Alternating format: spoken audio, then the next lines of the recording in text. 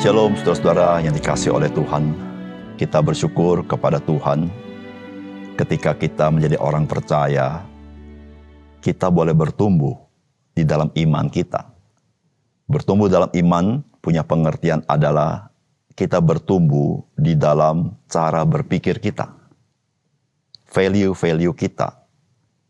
Sehingga bagaimana kita menilai segala sesuatu dengan akal budi kita. Begitulah emosi kita akan mengikutinya. Saudara, bukankah jikalau kita hidup dengan emosi yang tidak terkendali, maka kehidupan kita akan sangat berbahaya. Oleh karena itu, saudara, betapa penting saudara dan saya bertumbuh dalam iman, sehingga akal budi kita ditransformasi oleh firman Tuhan dan dikuduskan oleh Roh Kudus, sehingga akal budi kita juga yang akan menerangi emosi yang ada di dalam hidup kita. Salam jumpa dalam program Tuhan adalah Gembalaku. Saudara, emosi kita sesungguhnya tidaklah stabil. Karena cepat sekali berubah oleh percikan-percikan situasi dan kondisi yang berubah. Oleh karena itu, kita tidak boleh dipimpin oleh emosi kita. Dan kita tidak boleh mengambil keputusan dengan emosi. Saudara, emosi yang tidak stabil selalu reaktif terhadap hal-hal yang kita hadapi. Dan biasanya setelah semuanya itu lalu, kita akan menyesal. Oleh karena itu, sebagai orang percaya, kita harus selalu dipimpin oleh iman kepada Tuhan. Ingatlah, ada Tuhan yang mengendalikan dan mengatur segala sesuatu. Saudara, mari kita membaca 2 Samuel pasal 16 ayat 1 sampai 14. Ketika Daud baru saja melewati puncak, datanglah Ziba, hamba Mefiboset, mendapatkan dia membawa sepasang keledai yang berpelana dengan muatan 200 ketul roti, 100 buah kue kismis, 100 buah-buahan musim panas, dan sebuyung anggur. Lalu bertanyalah raja kepada Ziba, apakah maksudmu dengan semuanya ini? Jawab Ziba, keledai-keledai ini bagi keluarga raja untuk ditunggangi, roti dan buah-buahan ini bagi orang-orangmu untuk dimakan, dan anggur ini untuk diminum di padang gurun oleh orang-orang yang sudah lelah. Kemudian bertanyalah raja, di manakah anak tuanmu? Jawab Ziba kepada raja, ia ada di Yerusalem, sebab katanya pada hari ini kaum Israel akan mengembalikan kepadaku kerajaan ayahku.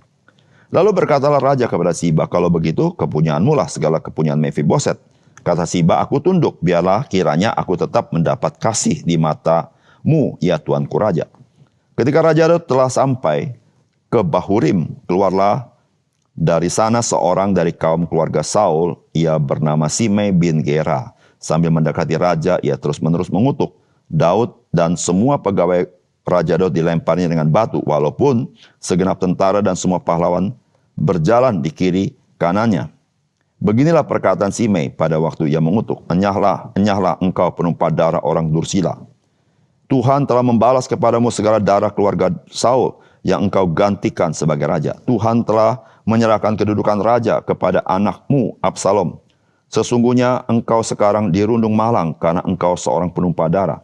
Lalu berkatalah Abisai, anak Zeruya, kepada raja, mengapa anjing mati ini mengutuki tuanku raja? Izinkanlah aku menyeberang dan memenggal kepalanya. Tetapi kata raja, apakah urusanku dengan kamu, hai anak-anak Zeruya? Biarlah ia mengutuk, sebab apabila Tuhan berfirman kepadanya, kutukilah Daud, siapakah yang akan bertanya, mengapa engkau berbuat demikian?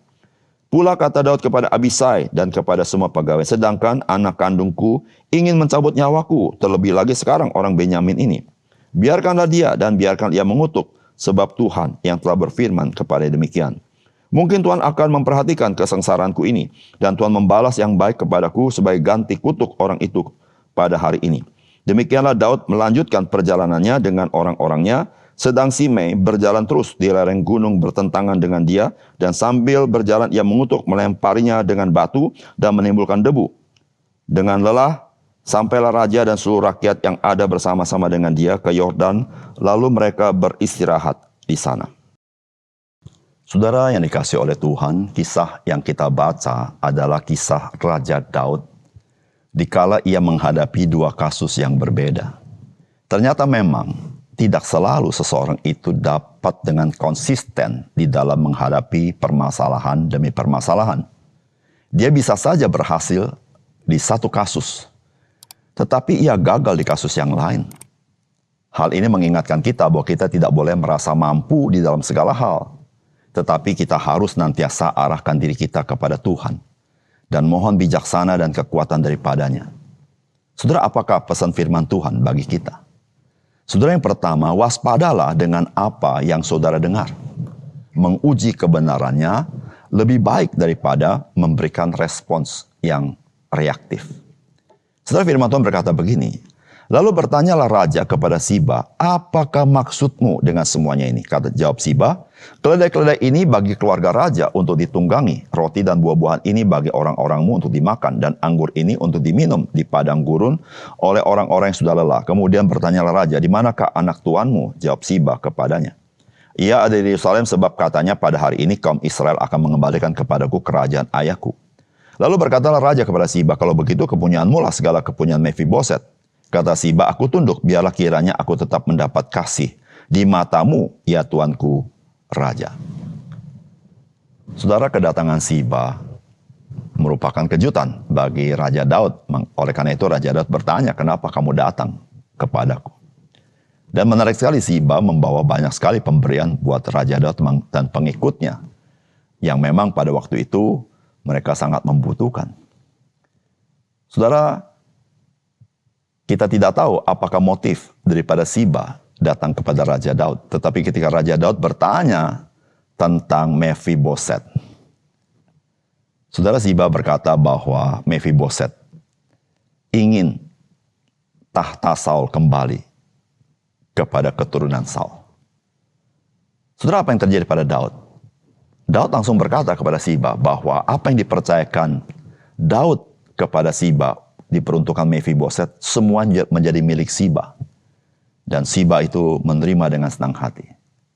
Saudara yang kasih dalam Tuhan, Raja Daud baru dengar satu pihak dari Siba apa yang dikatakan oleh Mefiboset. Tetapi Raja Daud tidak pernah mendengar langsung perkataan Mefiboset itu sendiri.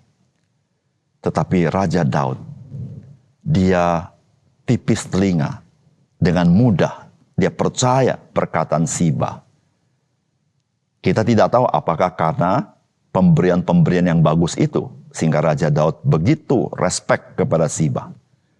Tetapi satu hal, saudara, Raja Daud pada saat ini dia menjadi raja yang tidak bijaksana.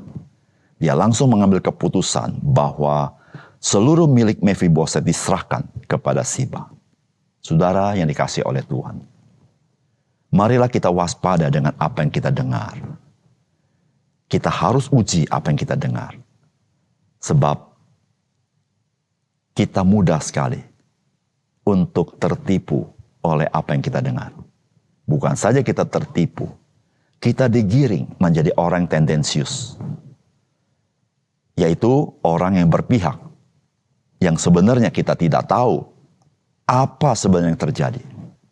Oleh karena itu, saudara yang kasih dalam Tuhan, ketika kita mengetahui bahwa seringkali terjadi disinformasi atau terjadi penyelewengan informasi, saudara, kita harus belajar waspada dengan apa yang kita dengar. Kita jangan cepat-cepat reaktif terhadap apa yang kita dengar. Tetapi kita uji, apakah betul yang kita dengar itu. Saudara, zaman ini adalah zaman informasi. Ada begitu banyak informasi yang masuk lewat berbagai cara. Nah, saudara, jikalau engkau dan saya tidak waspada dengan apa yang kau dengar, engkau bisa terjerumus dan tertipu. Dan engkau dan saya menjadi rugi. Oleh karena itu, saudara, waspadalah dengan apa yang kau dengar.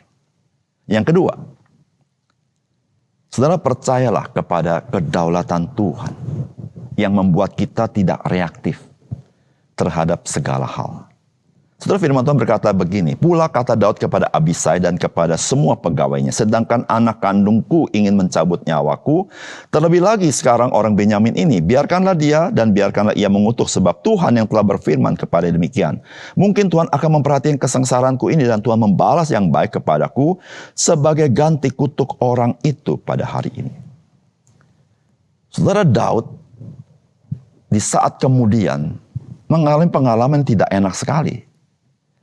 Karena orang Benyamin yang bernama Simei bin Gera, dia mengutuki Daud.